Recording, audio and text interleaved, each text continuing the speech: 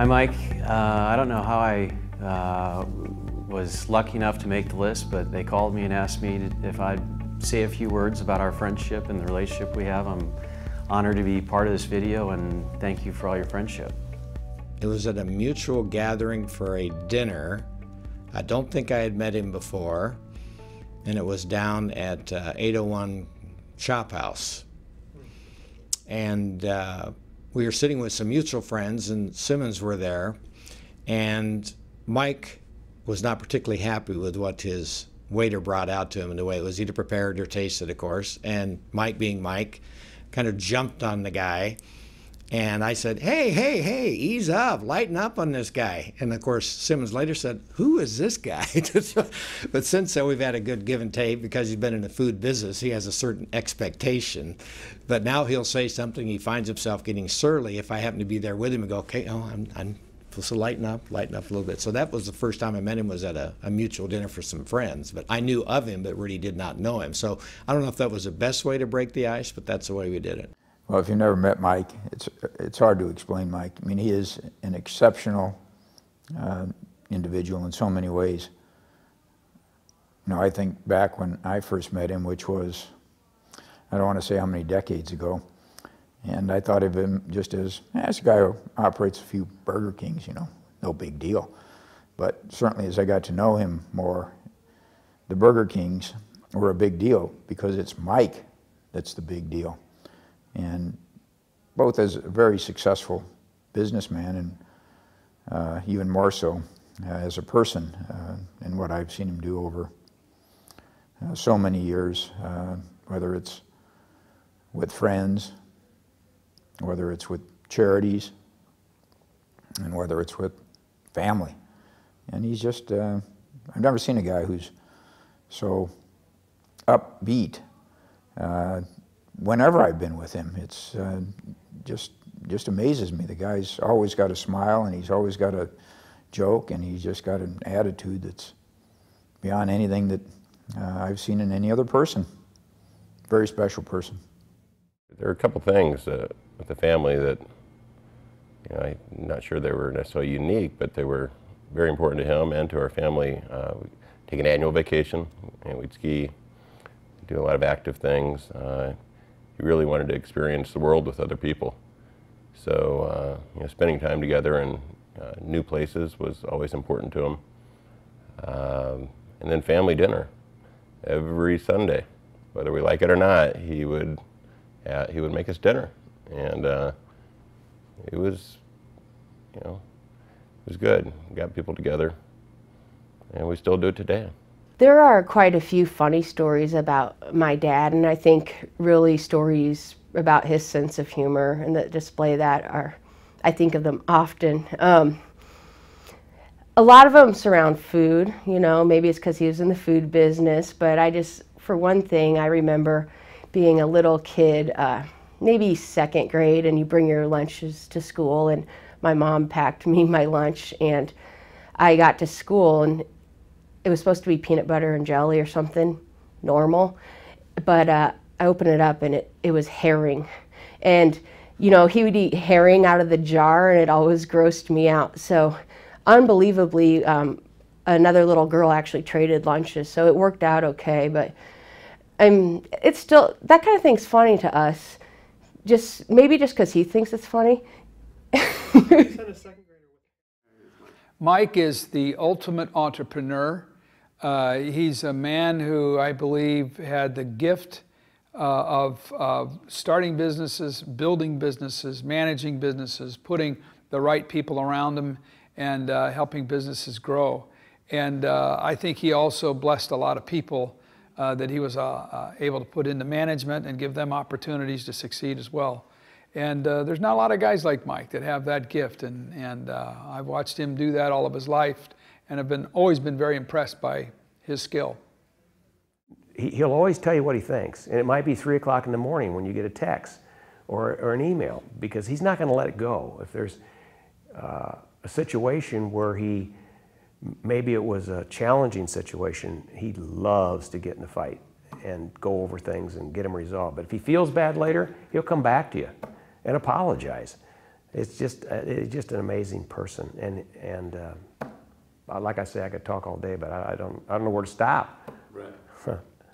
My wife's favorite story, Sarah's favorite story, is he was once running late for a flight, and he had a rental car, and so he decided that instead of returning the rental car, he would just park it in the drop-off zone. He handed a bag drop the keys, and he went and caught his flight and figured that the rest would take care of itself, and sure enough it did. Mike, we always talk a lot about Christmas and the Tree of Lights, but I just wanted to tell you that in my heart, Christmas never began until your Feed the Need breakfast on Christmas Eve day. Thanks, Mike.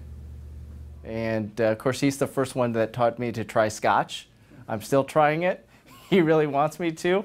The first time we did the Scotch was in his office, and I had to keep adding more and more water to it. Of course, then he invited me, I think it was his 65th birthday that Moens put together, which was a Scotch tasting, and there was a few of us that aren't as big into Scotch as he and Moens in that group are. So I'm still working to be a Scotch lover. I'll get there, Mike, one of these days. It's a slow process. My personal favorite story is we invited Mike into our Scotch Club a couple of years ago, and he was a little disappointed with the food spread that we had there. So the story he told us was that on the way home he stopped at both Burger King and McDonald's and was able to satisfy his hunger. Subsequently, he had us over a few months later, and the spread was second to none. So not only did we drink well, we ate well too. When we first met each other, it was a really rocky start. We were on a golf stag out in Colorado in the mountains, and we were at a dinner, and I was getting animated, as I sometimes do, and making a point, and I banged my hand on the table, and the fork flew up off where it was situated and hit him right in the head. And he, with not having a lot of hair on the front of his forehead, it started to bleed. I think it probably took 10 years for him to maybe forgive me for that. I'm not certain. But he'll even bring it up to this day, how we originally met. So it was a rocky start. Well, I got to know Mike originally many years ago when he was first going into the food business in this area. He was going to build a Burger King at 16th and Broadway in Council Bluffs, and he had a fellow named by the name of Ron Gordon who he'd gone to put together a group of investors, and I was all for doing it. And in talking with Mike, it looked like a good deal, and somebody else undercut us, so we didn't get the deal. And by now I would be fully retired if I'd been able to get that Burger King, because it was a heck of a good deal. I've been a great friend of Mike for 33 years this year. I got to meet him when I was I had a janitor business in his building over off of Dodge Street. And lo and behold, we became friends, Tim O'Brien, Gordy Hotman. So 3 great friends that I got out of that. Didn't get much else out of the Cleety business, but I sure did get 3 great friends. We've grown a friendship that I don't have with many people, and he's a very special friend through all these years. You know, we have some things in common. We're both entrepreneur, let's say. We both started with nothing and have made a life for ourselves with our families. I think the biggest thing with Mike was his faithfulness to me. We started with the Omaha Alliance for the private sector, making some changes and trying to expose what we believed was wrongdoing in the city, and that led to recalling the mayor, and then sometime later it led to me running for mayor of Omaha. And you know, Mike could have easily said, Nabity, you know, I've had enough of you. You know, you've been pushing for this and pushing for that, and we've had some success here and we haven't had any success there, and I'm just done. But he didn't do that. He knew the mission was right, and he was incredibly faithful to me. And you know, he had other candidates that were running for mayor at the same time that he was close with too. He could have just said, look, I'm tapping out, I'm staying out of it, but he didn't. He stayed faithful to me, and I'll never forget him for that. I mean, very, very few people would step up and do what he did. And I mean, I have the warmest place in my heart for him for doing that. You know, Mike's responsible for me sitting in this seat right now. He's responsible for me even being here in Omaha. I've lived all over the country, and 3 years ago took a position with the Salvation Army, which Mike at the time was the board chair. Him and and Lexi Sorensen are basically solely responsible for me, you know, being here in Omaha 3 years ago. I moved from San Diego, so took over as a director of a community center in North Omaha, which Mike led the charge of, and so that's why I sit here today. So, but I really loved school, and I was, in that respect, I was nerd and also super activity. But I was a little bit fearful of math, although I always got like hundreds. But for some reason, because to this day, I get lost a lot geographically, like just finding my way around town and even around buildings. I feel like I have some sort of visual spatial deficit, and I'm not complaining. I'm just trying to explain the story. I have some major fear of geometry, beginning of sophomore year, you know, like age 14 or 15, and I was frozen. Like I could not do it. And I just remember sitting in the great room at my parents' house, like night after night, you know, multiple times a week, really whenever and however long I needed it.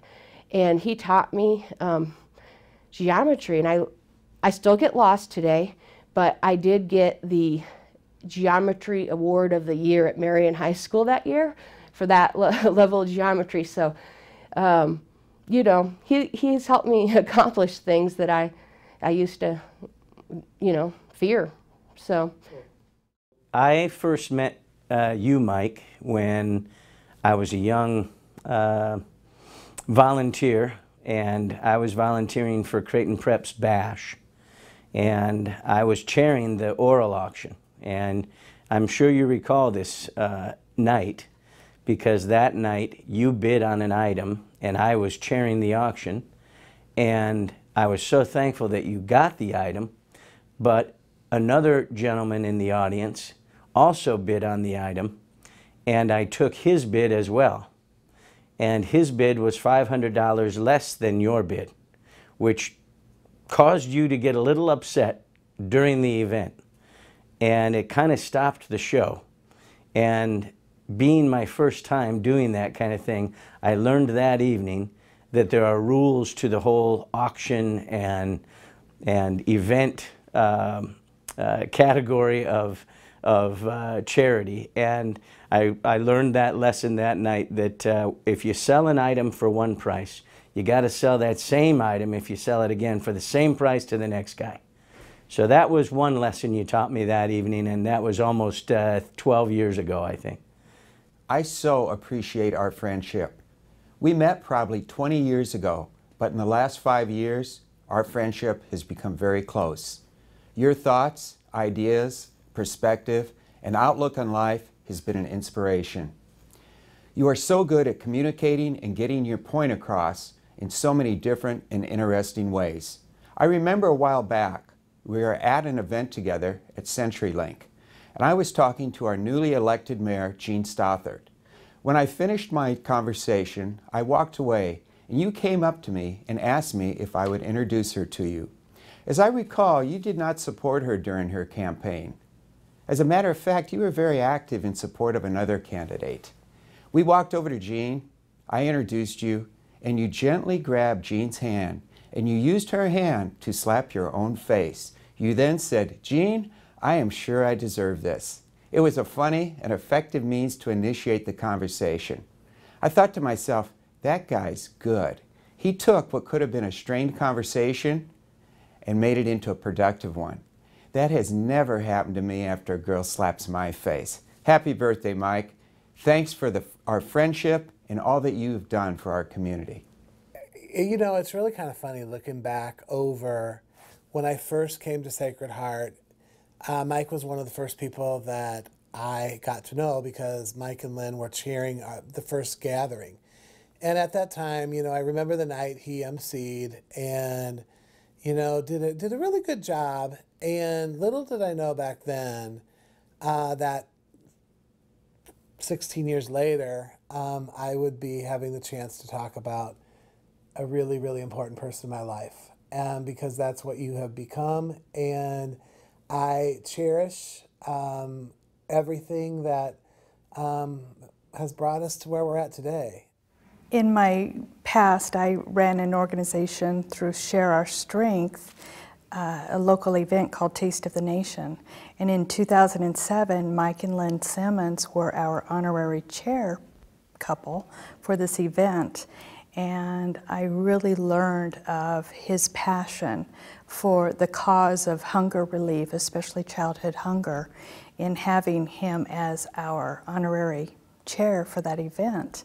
And I just really admired him for his tenacity to not only have a local charity event, but to make sure voices were listened to and our message was conveyed, and we raised adequate dollars to serve our mission. And with that, I have great admiration and respect for both Lynn and Mike Simmonds for helping us. Mike and I visit and have coffee on a regular basis, and that's been going on for a number of years. And really, when he started getting more engaged with our company as a board member, I would hit him offline, and we would either meet to follow up on board meeting topics or just talk about business in general between board meetings. And it wasn't too long that we actually started spending, I'd say, 3/4 of the time actually talking about everything but business. So I'd say the last number of years, it's probably been more a personal relationship than a business, but we'd always weave in the business part. And since I had gotten to know Mike so well and knew that I could get that candid feedback, the business discussion didn't take too long. We always dove right to it and still accomplished what we wanted from a business perspective, even though we'd spend a majority of our time just visiting about personal things. We go back, I think, a long way, Mike and I, in the same business, food. You know, he sold hamburgers and I sold pizza, and I think that is a common denominator. I mean, those are two of the most popular foods on the planet, and known him from a long, long time ago. He was Omaha, I was based Omaha. Our companies grew. I grew in several other states, but he sort of focused on the Midwest area with his Burger Kings, and did a great job. Just a super, super job. And I think it's that entrepreneurial spirit that we both probably have in one way or another. And I think that's the ability, and I've said this before, the ability to be able to see things other people don't see and take advantage of situations and keeping track of the details. I think our philosophy has been everything matters. And some people say don't worry about the small stuff. Well, we usually worry about everything, and then there's no big stuff to really worry about if all the small things are taken care of. Mike is a car guy, and I like that. I like a lot of the automobiles he's owned, the way he cares for those automobiles. Frequently trades, kind of like I do. We all want the new gadgets on the street before anybody else gets them, but true honesty, a very generous person, extremely generous, jovial, upfront guy, honest, you know, all the good things you look for in friends or business or family people, and he and Lynn stand for a lot of the good things in life. Mike has impacted me directly by allowing me to be me, allowing me to be courageous, and he does that by supporting you, but also by challenging you.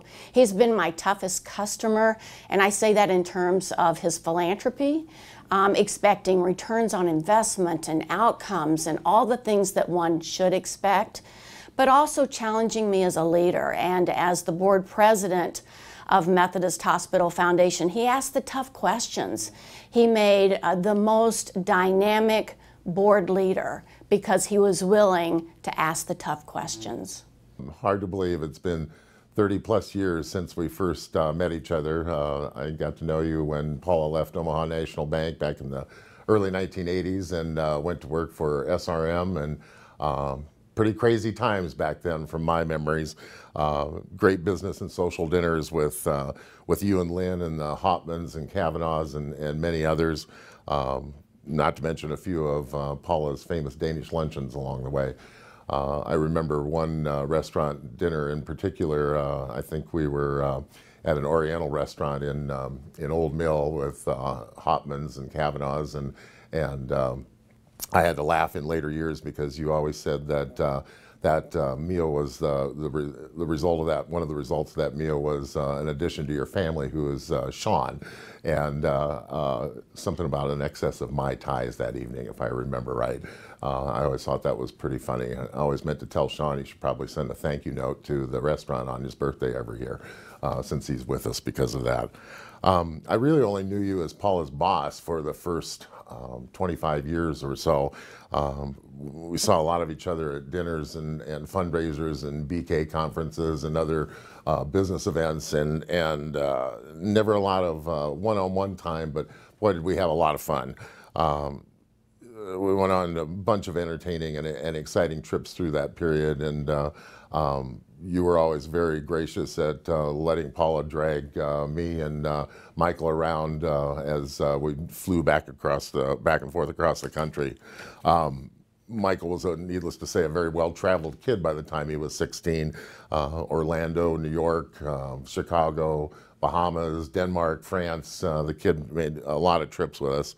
And we have a map at home that shows all of those, and we take a look at it every now and then, and brings back even better memories.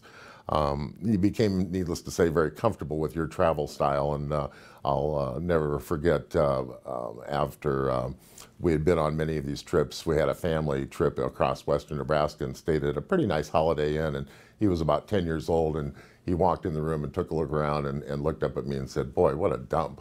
And I suppose after staying in the Four Seasons and Ritz-Carltons, I sort of understood where that was coming from. I know he felt like you guys were part of his extended family, and as the rest of us did, and still are part of that extended family. Both of you have always been there for Paula and Michael and myself, and we're very grateful for knowing you and being able to spend the time together that we've had. I did get to spend a little bit more quality time with you in these later years as we tried to develop a couple of business concepts, the concierge medicine practice and cancer second opinions, and even though those weren't particularly successful in terms of what we had hoped they would do, I got to know you from a very direct perspective, and really appreciated the opportunity of understanding the depth and knowledge of your business experience. That up close and personal thing really meant a lot to me, and I developed a great appreciation and admiration for what you've done in the business world over all these years.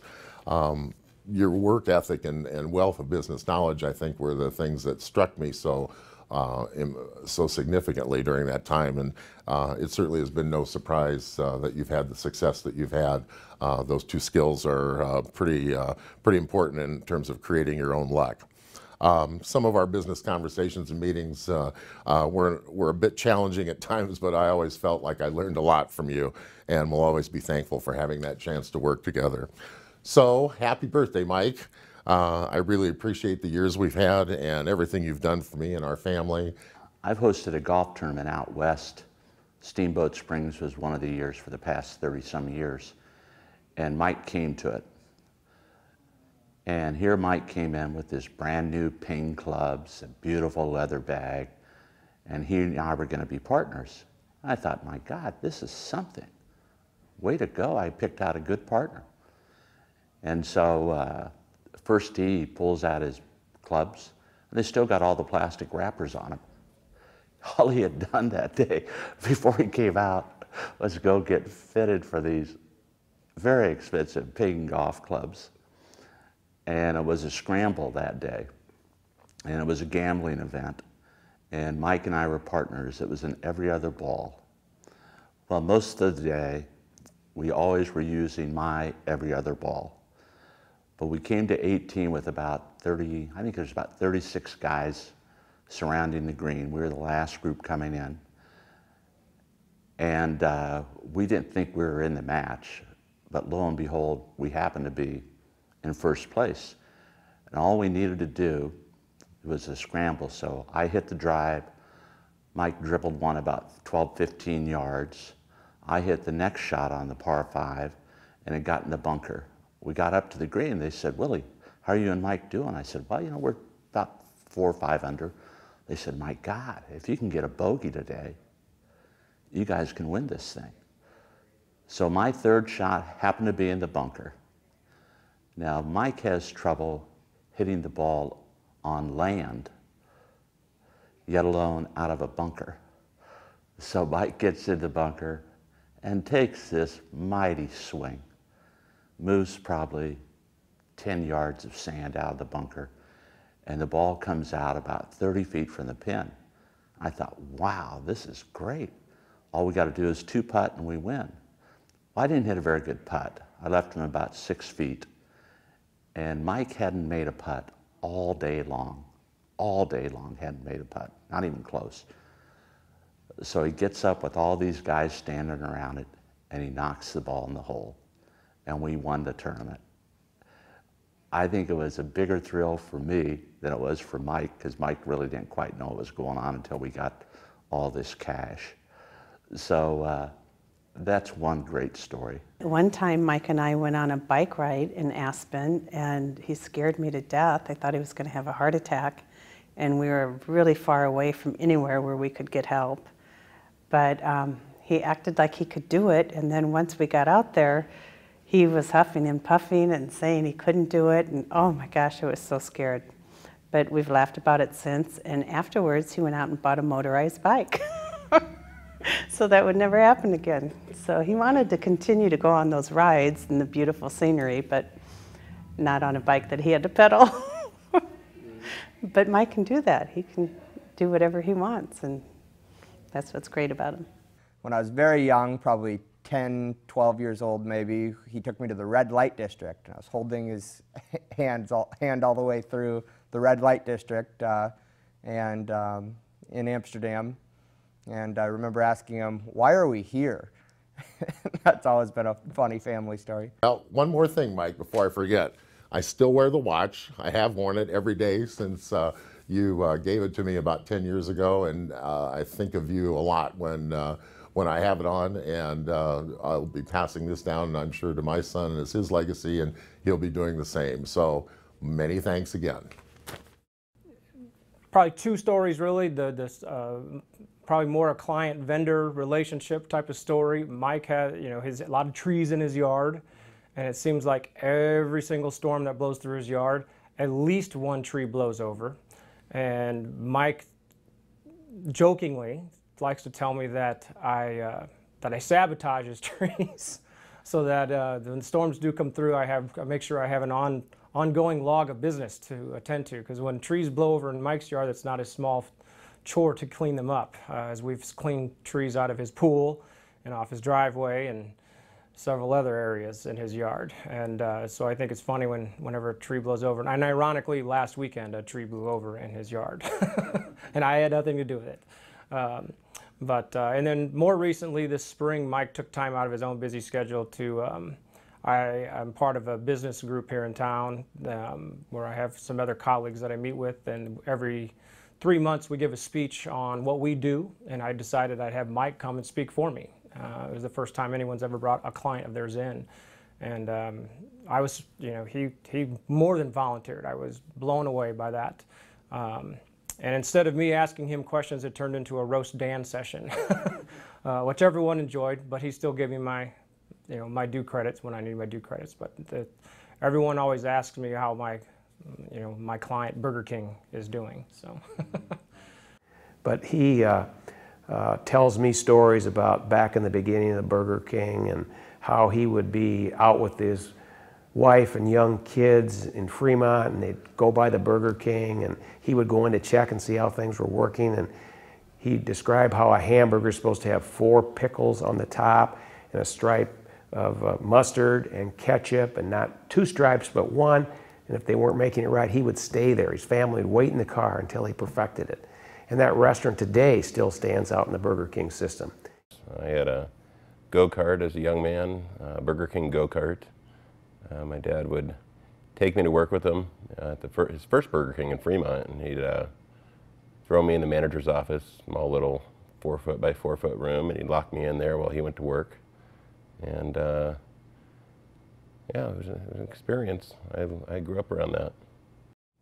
You know, Mike's the kind of guy that whenever you see him, it always brings a smile on your face because he's happy, he's sincere, and there's always a lot of action around Mike, whether it's going out for a drink with him or serving on a board with him or even going to a concert. I remember we were at the Springsteen concert and he sat a row or two in front of us, and all of a sudden the security guard had a problem with a gentleman that was in an area he wasn't supposed to be in.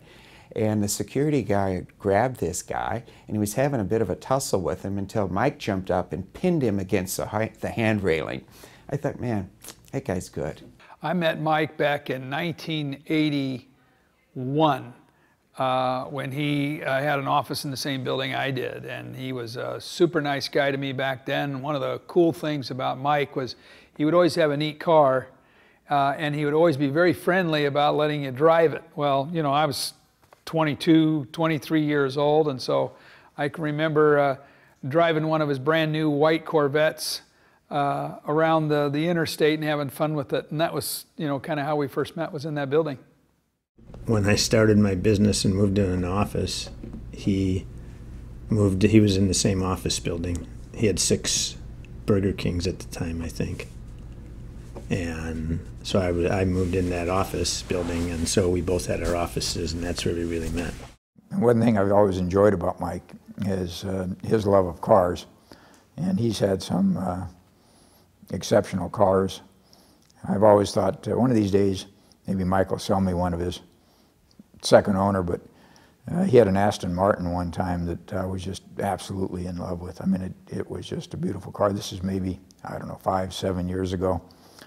And I remember one day he told me the story of, he thought he had it in reverse, but he had it in drive, and he went over a curb stop, and those things only sit about, I don't know, maybe 6 inches off the ground, and he caught it on the curb stop, so when he backed up, he managed to, I think, remove the bumper from the car. Of course, there's not many places in Omaha that can replace a bumper for an Aston Martin. I think it went off to I don't know, Denver, Chicago, or somewhere. I said, Mike, I'd love to see that car, but I don't want to see it with the bumper off. Ah, what a story. What a guy. I love cars just like him. He's always had some pretty spectacular cars, and it's been a great time from him teaching me to drive when I was 14, and yeah. Are you going to try to one-up him and have the best car ever? Would you want to talk some smack to him and say, I'm going to have the best car ever, or? No, I wouldn't say that. It's all relative. Okay. Yeah. He might be tough to beat. Yeah, I like him really uncomfortable, and he likes him very powerful and comfortable. Fast. I'm his car guy. That's how he usually introduced me.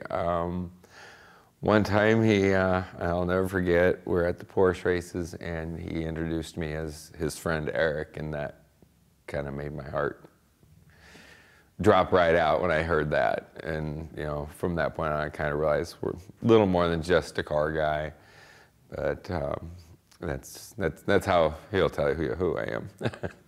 I'm a car guy. I just take care of it. He doesn't want to know details, just get it done. So. I mean, the story that I would tell was when we first met. You know, he drives all these fancy cars, and he had a fancy convertible. And we were, they didn't have garages at the office building, so there was just a little outdoor,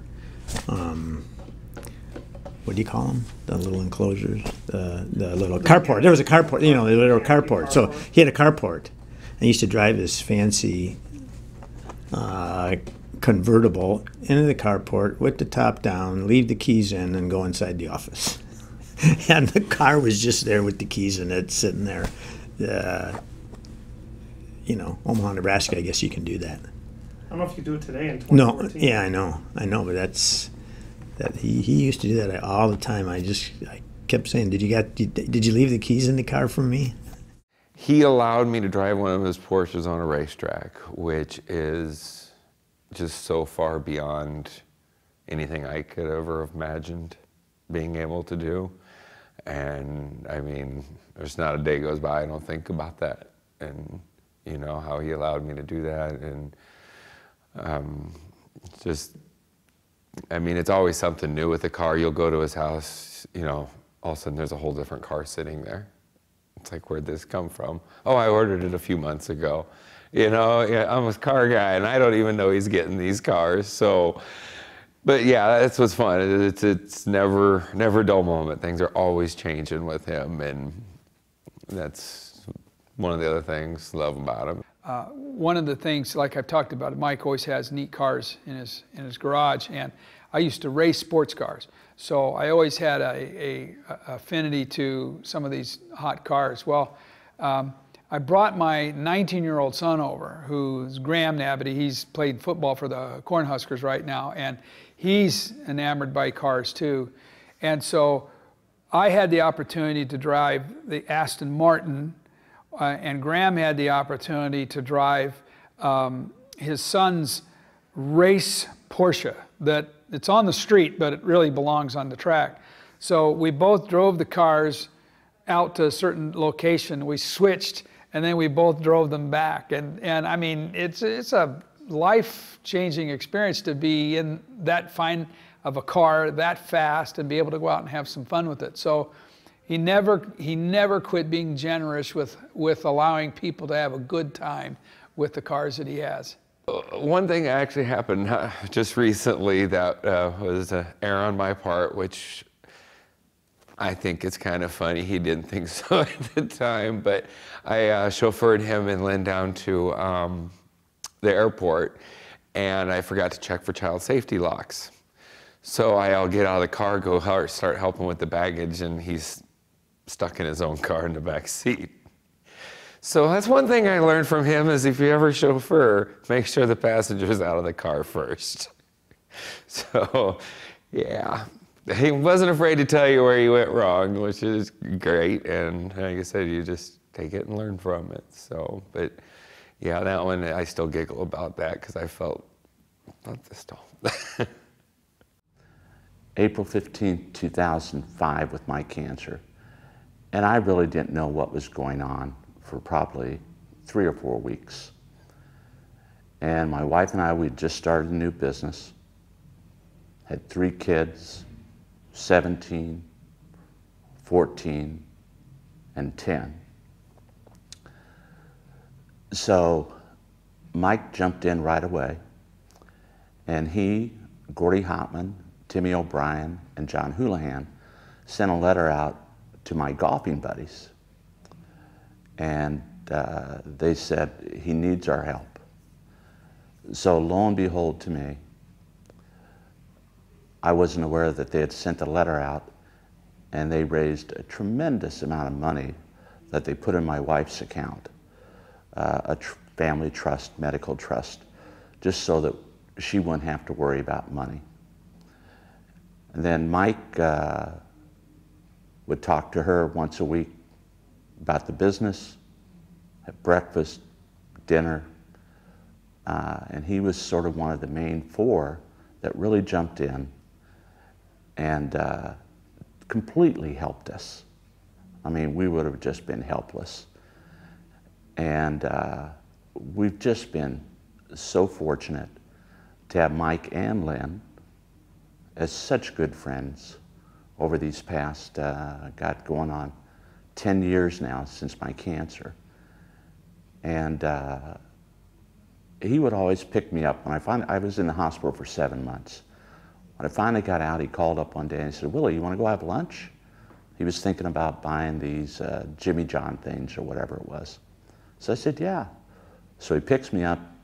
I think it was either Bentley or new Maserati. And I come out and I had a walker. And he said, "You want to drive?" I said, I really don't think I want to drive this, this car at all. But we continue to talk, and he's been such a generous man.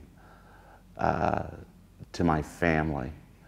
And I think that's how you really judge an individual, is how do they treat your family? And he's always been there for Dagmar, for my kids, for myself.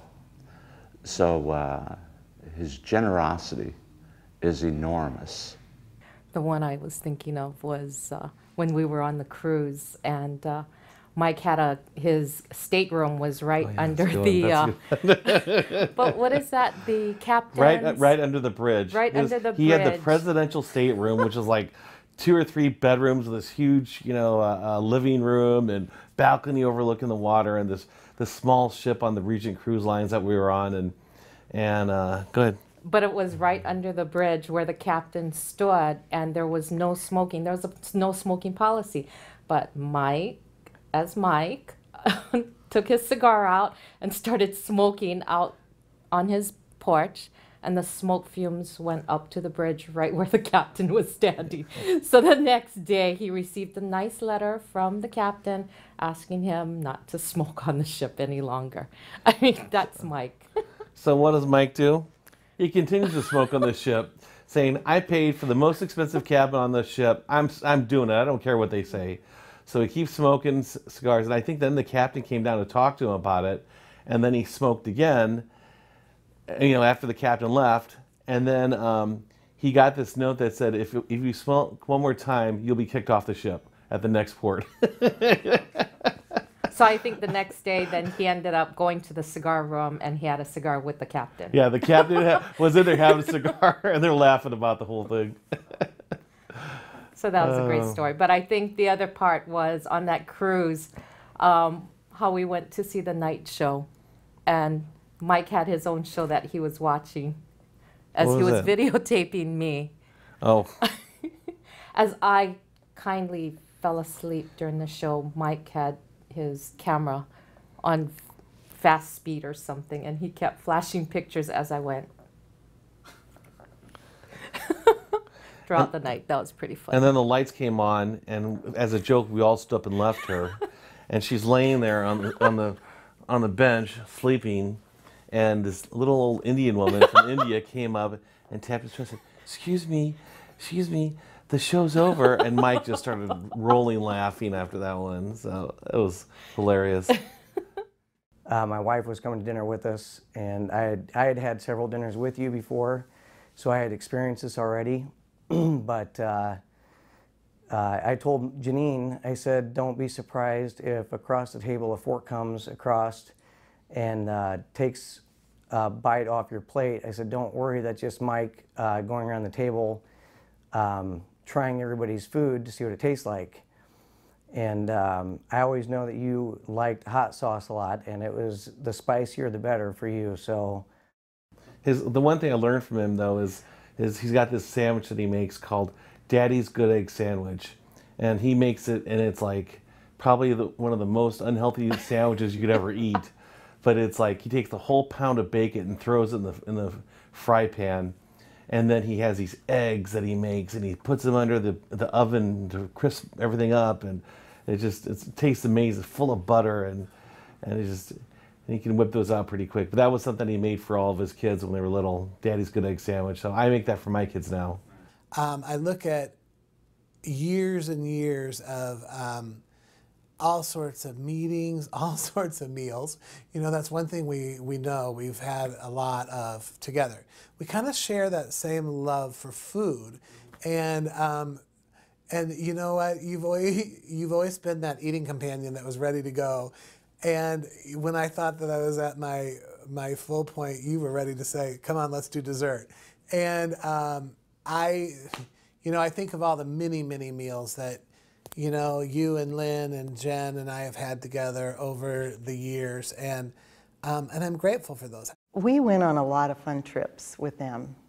And I guess I should be thankful because a lot of fun life experiences, other countries, and my husband and I weren't world travelers, so we didn't, but Mike always had everything scheduled and planned in the funnest places, the neatest places, the best food. But one time, and I know Mike was so mad at me, we went to a place where they served raw food, raw fish and raw, and I just couldn't do it. I could not do it. And I think he was really ticked at me, but sorry, Mike. But, you know, we did so many fun things, and I'm just so grateful that he did that, gave us those opportunities, because both my husband and I just, it was so fun. You know, it was fun being with him because you just could be yourself. I mean, we were good friends. There's two things I like to mention. One time we went to Ireland in 1991, and when we were over there, we ran into some inclement weather. And Mike and Moens went out to find jackets, and both of them are sometimes fashion statements. And they bought two of these Irish oil can yellow raincoats, and they paraded those around when we were over there for 8 days. But I would bet you dollars to a donut that those never made it back to the USA. They were so ugly, they stood out in the crowd, and we never had to look too far to find out where Mike and Moens were. Another time that Mike has always been the one that's organized all of our trips, and he especially enjoys going to New York City. And we had a forum trip in there where everybody went on the forum trip with spouses, and we happened to pick the week that there was a strike of all the theater companies in New York City. And so we didn't have many choices. But Mike, being decisive, being the one that he is, he had two choices. He could either choose Mary Poppins, which was a Disney movie, or Going to the Ritz. And the Ritz is really based upon a hotel located in Cleveland. It was about gay people, and it was a very interesting evening. We were very disciplined. We stayed to the bitter end, but afterwards I walked up to Mike and I said, maybe next time, Mike, we should choose Mary Poppins. It's a little bit more my style. So we went to dinner in Mexico, and we had dinner at a restaurant, and I don't know what he had to eat for dinner, but obviously it wasn't hot enough for him. So he went to the waiter, and he told the waiter. He had the hot sauce they brought, and it wasn't hot enough. And he goes, bring me the hottest hot sauce you have. That's what I want. And so he goes and he puts, what did he put in there? He dipped his, put all over his taco, or whatever it was, took a bite. And I've never seen his eyes started watering, his like, started sweating. It was like immediately, he was like sweating this. He's like, starts drinking this water like crazy. And then like, he goes, you got me on that one. He tells us later, after he calmed down, you got me on that one. What was that stuff? That was the hottest stuff. It was the hottest stuff That was ever. so funny. He thought Mr. Iron Stomach could handle it. But yeah. That was funny. Anything else? When I was a young man, he snuck up, I don't know, probably 6, 7 years old, and he walked up to my bedroom, and he was wearing a terrible mask, and he was making monster noises, and I saw him. It scared the shit out of me. I probably crapped my pants. Not sure though. But what I do know, and I heard about this later, is I ended up sleeping in bed with him for weeks, both him and my mother. So, you know, he got to practice that on me, and he's never done that to another kid. And when Natalie asked me to do this, and it said I'd have 15 minutes, I couldn't think of 15 minutes worth of nice things to say about Mike. But as I thought about it more, I could spend an hour talking about the great things about Mike. First thing that came to mind were some of the great stories we've had as members of the YPO Forum together, some trips we've taken in. One evening, Mike was staying at the Las Vegas hotel, in a Las Vegas hotel, and while he was in a deep sleep, he accidentally hit the power button on a television set at the end of his bed, which he was unaware of. And then suddenly, out of a deep sleep, an 80-inch TV rises from the table at the end of his bed and kept him awake the rest of the night.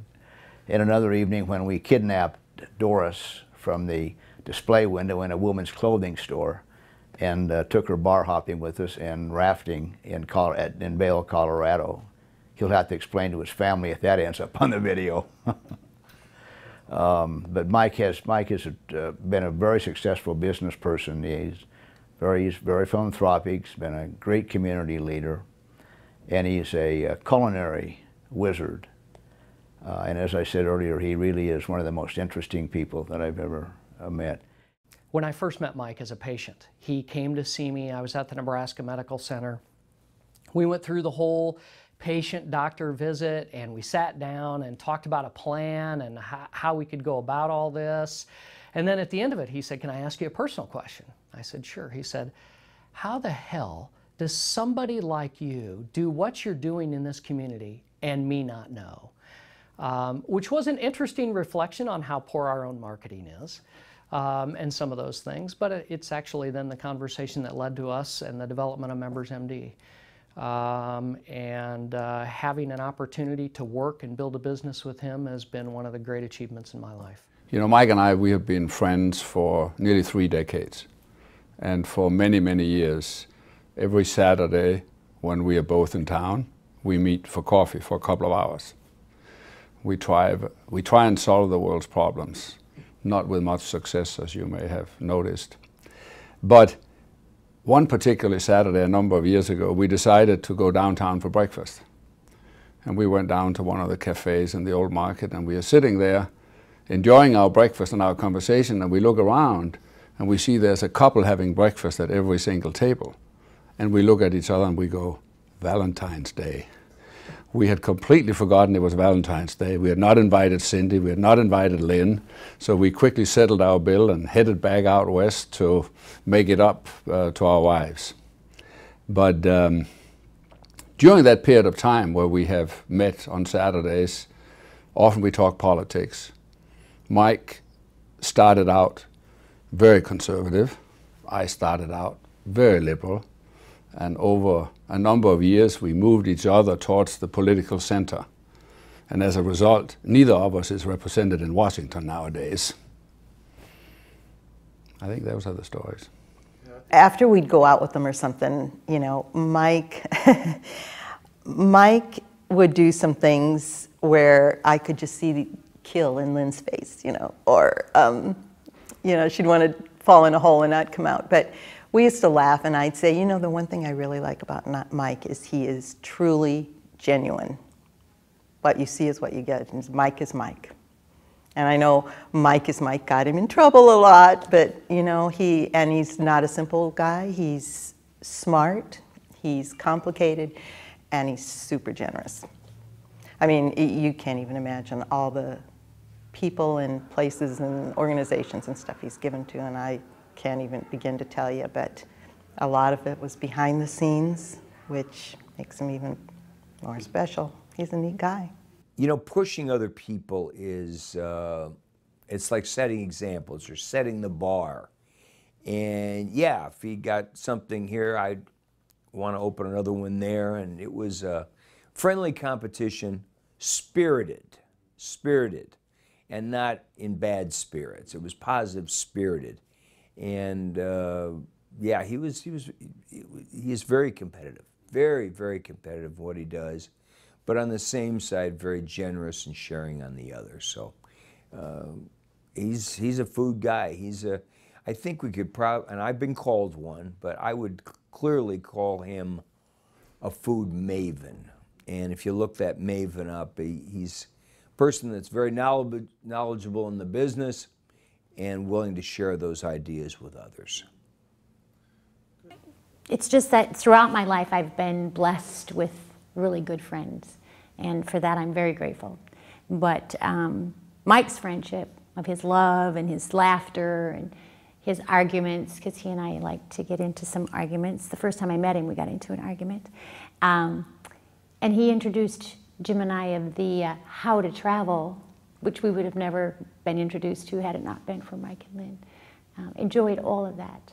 Mike, you're a great big guy, and I appreciate all you've done for the charities that I have been involved with, because you've been a huge supporter, and I extremely, extremely, from the bottom of my heart, appreciate all that you've done to support me and the causes. Thank you. Hey, Mike, I want to wish you the God's best. You fought one tough battle. It's been impressive to see. It's been a privilege and a pleasure to have you as a friend and to work through a lot of tough issues with the city of Omaha. And your loyalty to me has meant everything to me. And I love you and I appreciate you. And I pray that God blesses and anoints you in miraculous ways.